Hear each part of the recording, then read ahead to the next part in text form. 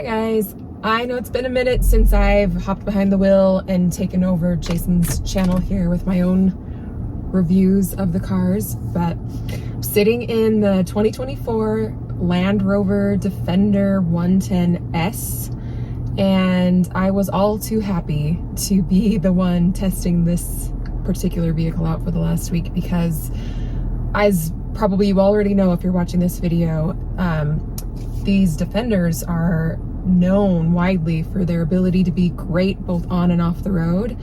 Now, we are not big off-roaders. We've gone off-road before, but it's not something we do very often.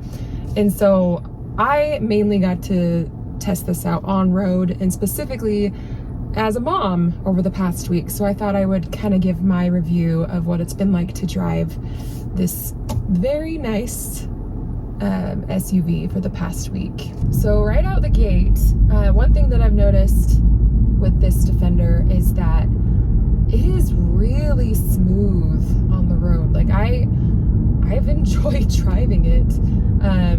It has pretty responsive steering and it's easy to maneuver.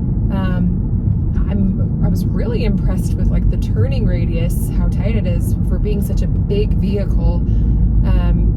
It's been really easy to get around, and I've especially appreciated that in a week when we've sent our kids back to school and I'm back to waiting in carpool lines and having to navigate long lines and crowded places with lots of cars, and I just feel totally confident in this thing because I feel like it's just easy to drive. One thing that Defenders are known for is that they are really good off-road as well as on-road, which is pretty cool that it can strike that balance and kind of play both roles really well. I can't speak to its off-road capabilities because we never took it off-road. We've had it for a week and we've only tested it as an on-road daily driving vehicle. But I can say that it definitely performs that function very well. Specifically when it comes to my kids. So if you've been watching our channel at all, you know that we have two kids, an 8-year-old son and a 5-year-old daughter, and we also do carpool pickup, so there's a couple other kids that I'm usually grabbing, and the back seat in this Defender is more than spacious enough to accommodate not just 3 kids across the back, but I would dare say that even 3 adults could fit there fairly comfortably. I'm not gonna say it's like the roomiest if you try to pack 3 adults, but if you had to, it works. And even the middle seat, like I've got my daughter's booster back there and there's still plenty of space with that middle seat if someone needed to pop back there. You're not cramped at all. So I really appreciate that. One thing that kind of surprised me about the Defender is like, I had to double check the Monroney because I was like, wait, is it really? So this has a hybrid engine, which I don't know, I guess I didn't really think that was the case based off of the fuel economy that we were getting. It's obviously not known for its great fuel economy, but it's rated at 17 miles per gallon in the city and 20 on the highway. And surprisingly, we have managed about 19 miles per gallon, which I think for us is pretty good given that we live in like a really hilly area and most of my driving is just like short around town stuff. But yeah, it's not like it's incredibly fuel efficient. So that's not why you're buying this car for sure. But I do love the interior spaciousness. I love, the one reason why I love SUVs is I love to be able to sit up high and have a better view of the road. And that's one nice thing about the Defender is its boxy frame. It's got excellent visibility. The one exception I would say is out the rear view window, because with our county package here, it comes with that spare tire and it just kind of blocks a bit of the rear view if you're looking just straight out the back. But luckily we also have a digital rear view mirror, so I can flip that on and get a totally unobstructed view of what's behind me, which comes in handy since, you know, that tire blocks a lot of the view. So it's comfortable on the inside. The seats are really comfy. It's easy to drive. It's very smooth. It's roomy. It just feels good. There's great visibility. From all of that standpoint, it's a really great mom car. And the engine, for those who like to know the sizes of things, is 3-liter 6-cylinder, and it produces 395 horsepower and I think 406 pound-feet of torque. I'll fix that if that's wrong. So there's been a few times where I've been like, whoa, this thing feels like it's hungry for me to push it a little more than just my regular daily meandering pushes it. And so that's one thing that I would say, you know, I've noticed that it is a little bit jumpy at lower speeds. Like, it wants to go faster, and it just has a lot of power. You can feel that power, and it doesn't always translate to smooth driving at lower speeds. I've found, like, braking sometimes is a little bit like jolty because it's just so strong, and it's such a big heavy vehicle that, like, I feel like maybe it just, I don't know, it doesn't like going slow is what I'm getting at. Okay, so there are a few things that I have noted that kind of make me scratch my head a little bit, and I would maybe warn my friends about before they settled on buying one of these.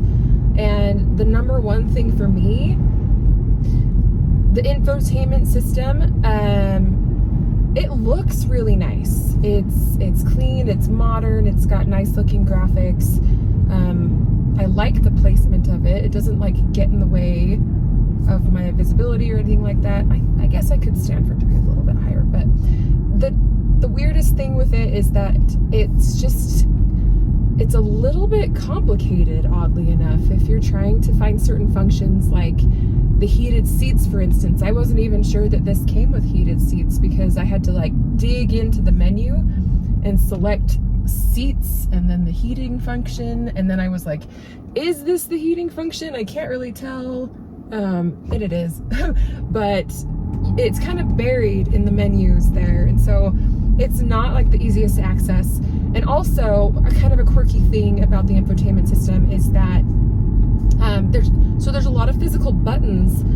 They're down low, and the weird thing is that the climate controls, they actually serve multiple functions, and so you have to be paying attention. Like, if I want to adjust the fan speed, I have to hit the fan button first, and then it transforms from the temperature to the fan speed on that particular dial. But like, that requires a lot of looking down for me, and I feel like that is maybe not the best if you're wanting to keep your eyes on the road. It's a little bit distracting, and it takes, I mean, I'm guessing that with time you just get really used to it and it becomes second nature, but definitely something that will take some getting used to for sure. Also, with the infotainment system, it's just kind of weird, is we have experienced a few glitches in our week with the Defender, and I've been kind of surprised by that. Like, it's not unusual for Apple CarPlay and stuff to cut out